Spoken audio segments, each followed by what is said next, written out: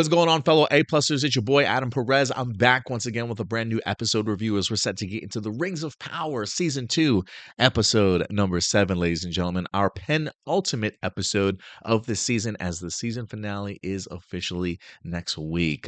Sad to actually hear that it's coming to an end so quickly. I feel like these last couple of weeks have gone by really, really quickly. Well, I kind of appreciate sort of the 2 or 3 episode drop that we sometimes tend to get from the Rings of Power. There's a part of me that really wants to just kind of extend these weeks a little bit longer because I've been really enjoying this season this year for sure. But everything that I certainly hope for, a huge chunk of the battle here in this week's episode. And we still got more to go in next week's episode. From things like seeing trolls on the battlefield, Adar at the end of this holding onto the ring of Galadriel, getting the opportunity to see the orcs certainly breaching the wall as well. So many great moments definitely came out of here. The brilliant move of them from the orcs to go ahead and dam up the river by causing a landslide on the side of a mountain. I mean, incredible decision making in here. And just to also have moments of like hope kind of pulled away from you just when you might be on the brink of victory with the idea of the dwarves not coming to save the elves in here also. Just some really great kind of moments of ups and downs of battle, not quite sure like where the tides are certainly going to turn and see who definitely winds up having the upper hand out of this. And right now, it seems as though Adar and his orcs definitely have full advantage right now. So I am kind of curious to see how the rest of the season finale is going to go next week. Does anybody come to their aid? Do the orcs just take over Eregion? Like I have a lot of questions, and I definitely do think that they'll certainly be answered in here. But epic episode to certainly say the least when it comes to the battle. And if anything, I think this season continues to solidify my appreciation even more of sort of season one. Seeing the performances and where our characters have come from season one in regards to like Galadriel and Elrond, and more specifically Sauron, with this sort of being his season, if you will. A lot of this moment, all the way up to the Battle of Eregion, is certainly earned. And it's earned because of the idea of season one. And while for some people might have complained about the slow pace or the too many storylines sort of thing, we are getting the payoff of all that character work, all that relationship building, all that chemistry kind of, coming to fruition here and really paying off for us when we get to something like the Battle of Eregion. So I think season one certainly did its job. I think it certainly did it well. Season one had to, the Rings of Power, what is a meme that I saw? The Rings of Power had to walk before it could run like it's doing here in season two.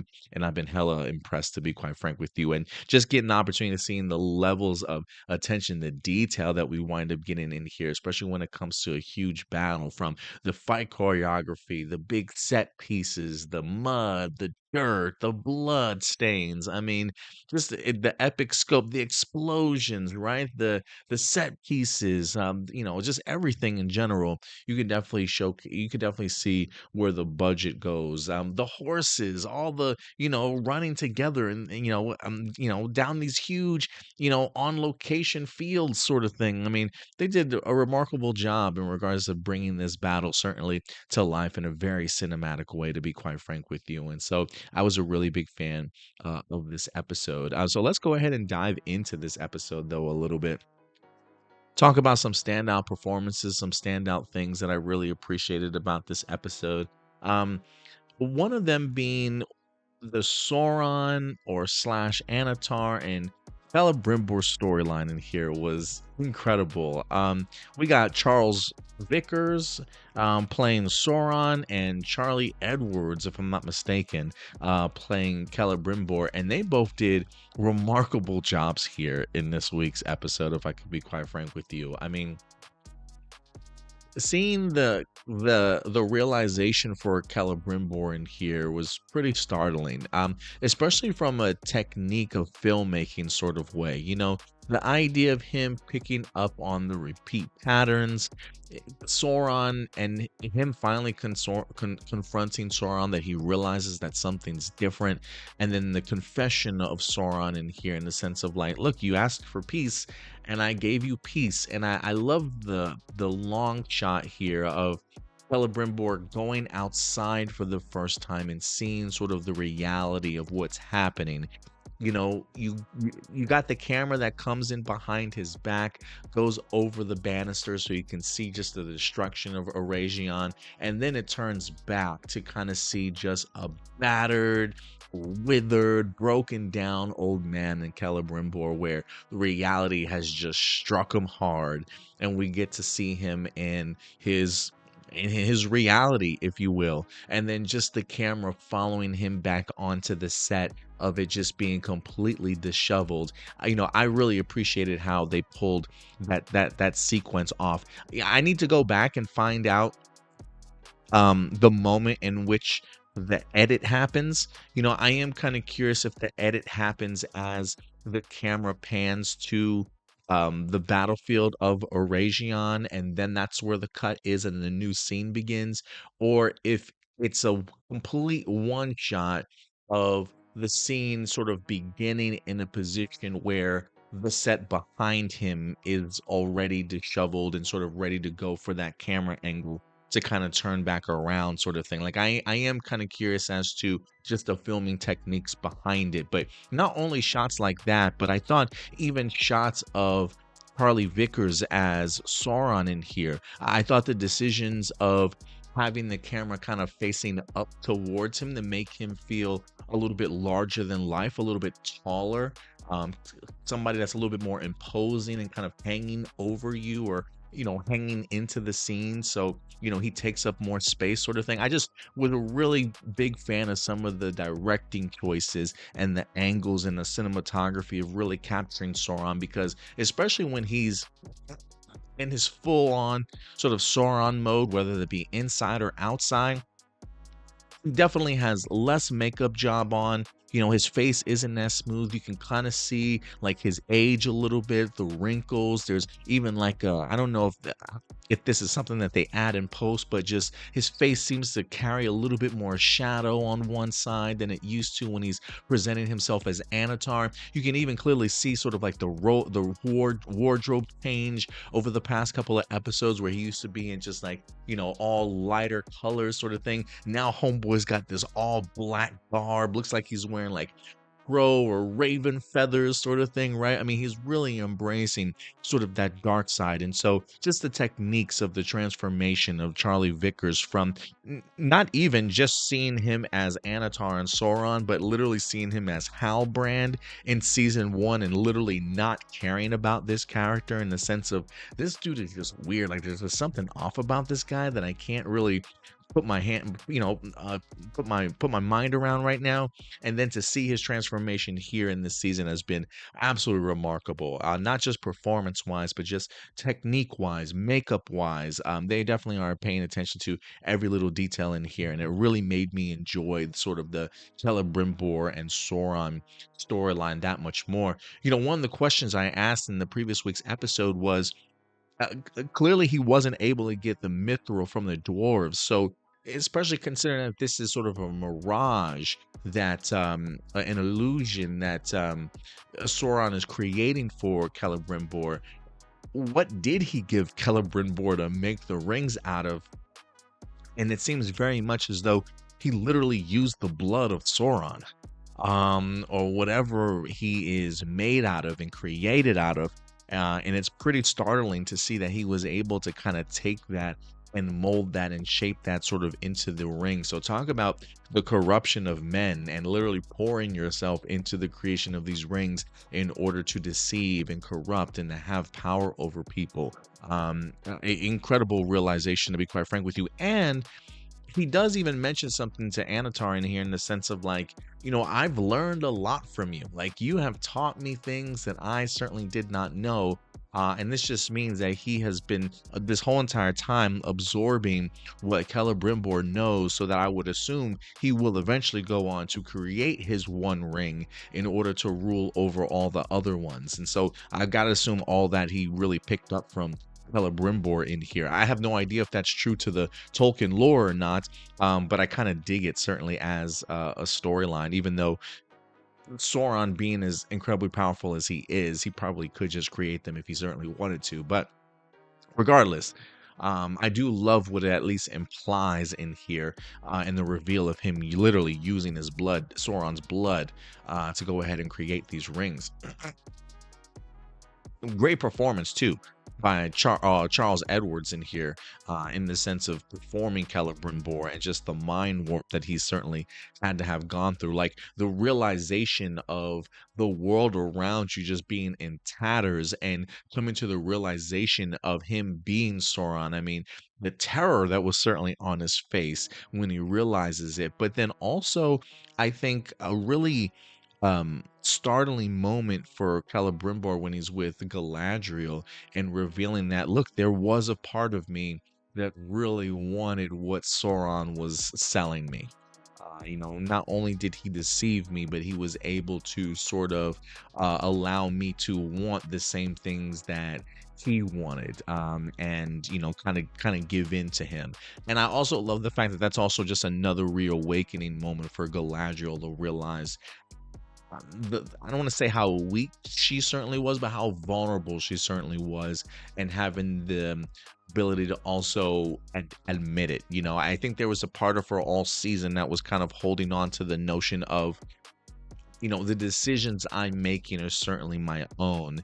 And I think when Celebrimbor opens up and says, look, I was deceived, I think she realizes too that all the way up until this moment, especially her meeting with Adar, is definitely one that I think Sauron was trying to put together, even though Galadriel probably thought it was her by her own means of getting to this point. And it's like, no, girl, you've kind of been played. And I know as much as you've wanted to deny it and think that these decisions are your own, I do love that Celebrimbor's moment of realization is also one for Galadriel, in here, in the sense of her being able to admit it as well. How she, does she do anything by the end of this season to redeem herself? That'll be an interesting one. She does have the rings on her at this moment.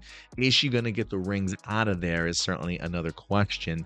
Or will she end up giving them to Sauron by the end of season 2? I really have no idea how this is certainly going to turn out, but I'm definitely fascinated.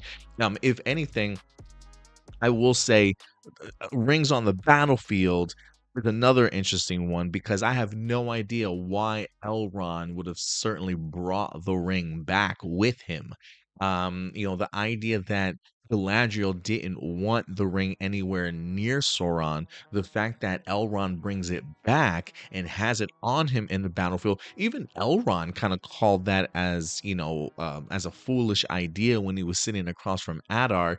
But clearly he made a foolish idea and actually brought it with him. So I was kind of curious as to why he would certainly do that.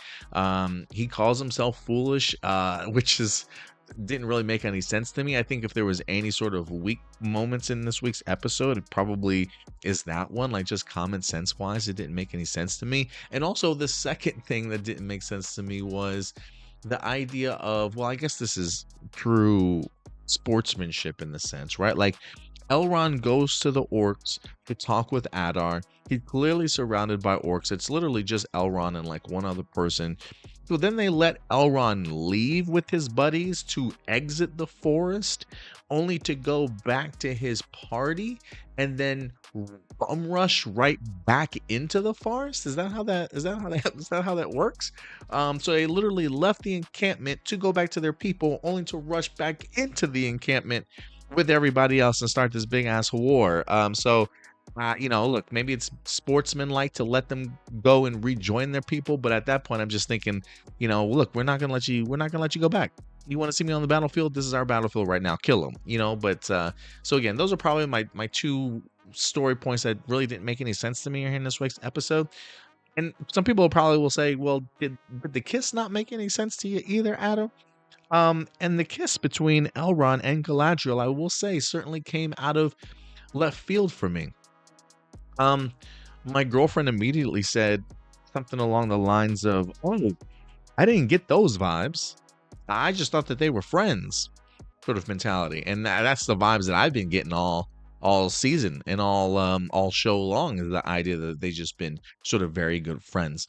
Where I think I said, "Oh, I get it now," is when Galadriel escapes, thanks to the idea of Elrond giving her that lockpick to go ahead and escape. I think there's a part of me that wants to think that he literally just gives her a kiss in order to hand her the locket, or the locksmith key. Even before he goes in and kisses her, he says, "Forgive me." And so it's one of those things where it didn't feel like, I mean, maybe he's like, "Forgive me for the kiss," which I can understand if you just, you don't mean it, but you just want to get in close enough to hand somebody the lockpick.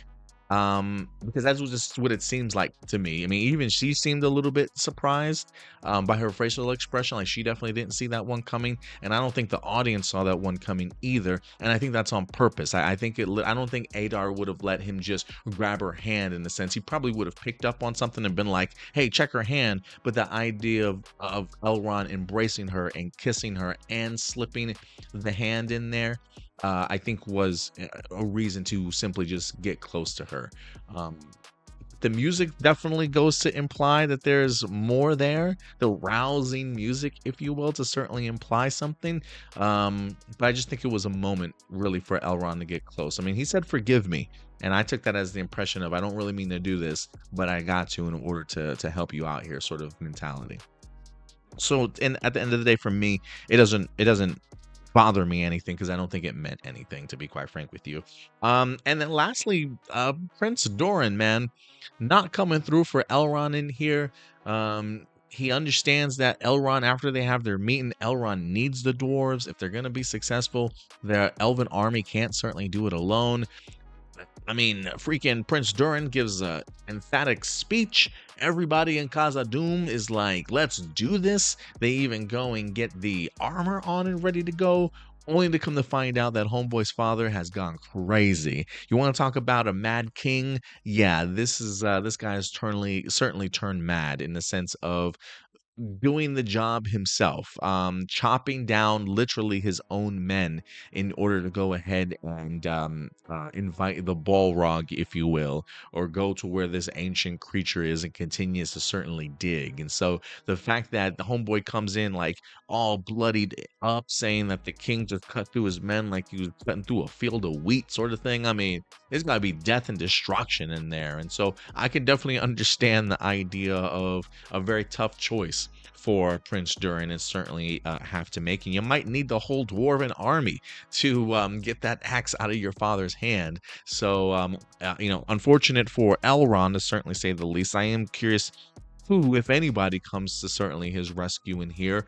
But I am really curious to see how Prince Durin is going to handle his father, the king, committing murder, and whether or not he's killed his wife or not. Also, we'll definitely have to see what happens in the season finale in that regard. But unfortunate moment for Elrond in regards to the dwarves not certainly coming through for him. But great battle overall, man. I had a really fun time with this episode. The poor death of Mordania was just terrible to watch. I mean, Sauron just simply using her to gain the support of her to stand in between him and Celebrimbor, trying to plead his case. And then when she goes to help Celebrimbor, using that moment of weakness of his, and Sauron just using his powers to toss Mordania off the side of the wall. Just terrible stuff, man.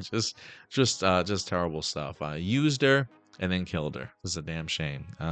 Truly, the great deceiver Sauron definitely was in this week's episode. But look, guys, that's just my A plus opinions. I definitely want to know yours. What did you guys like about this episode? What didn't you like? Let me certainly know in the comment section box below, because these are simply my A plus opinions. I definitely want to go ahead and know yours. So season finale next week, ladies and gentlemen. We'll certainly be here to go ahead and talk to you about it. But until then, do me a big favor, as always, take care of yourselves, take care of each other, and keep it A plus. I'll talk to you guys later. Bye.